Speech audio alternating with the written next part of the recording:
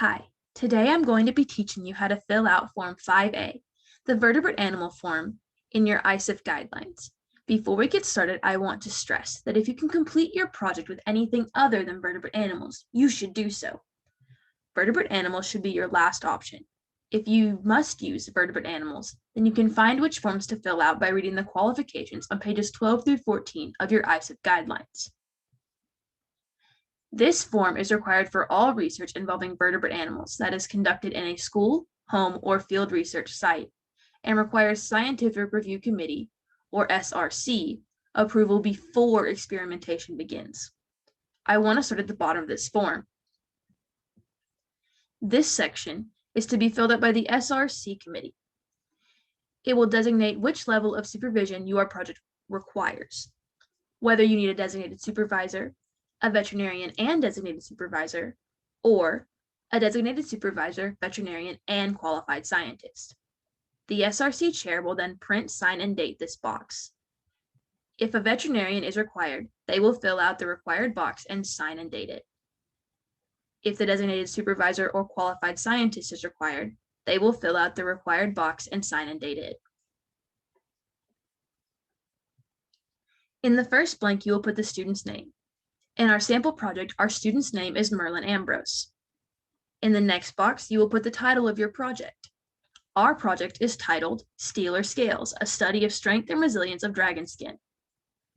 In the next section, labeled To be completed by student researcher, in box 1, you will put the common name or genus and species of the animals used and the number of animals used.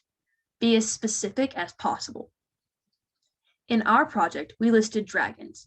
We used 5 different species of dragons, and we used one of each species. We listed it as dragon 5, Chinese dragon 1, classic European 1, Wyron 1, basilisk 1, Komodo 1. In the second box, you will describe the housing and husbandry of the animals you are observing. This includes cage and pen size, number of animals in each cage, the environment the animals are kept in, bedding, food, frequency of food and water, observation schedule, and anything else you find necessary. In our example, we used 30 by 60-foot cages with 1 dragon per cage. They had stone bedding, were kept in a mountainous area, they were fed goat meat, had constant water and food every 12 hours. They had 24-hour casual surveillance and 4 hours of intense observation. In the next box, you will describe what will happen to the animals after experimentation.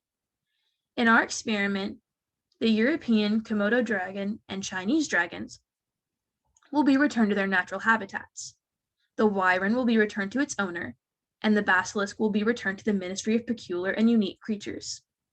If you are using an invasive species, communicate with the proper authorities on how to get that species to a safe location. If your project required any wildlife licenses or approval forms, attach them to this form. If any death, illness, or unexpected weight loss occurred during the experimentation, it must be investigated and documented by a letter from the qualified scientist, designated supervisor, or veterinarian. Attach the aforementioned letter if it is applicable. And that concludes our how-to video for Form 5A.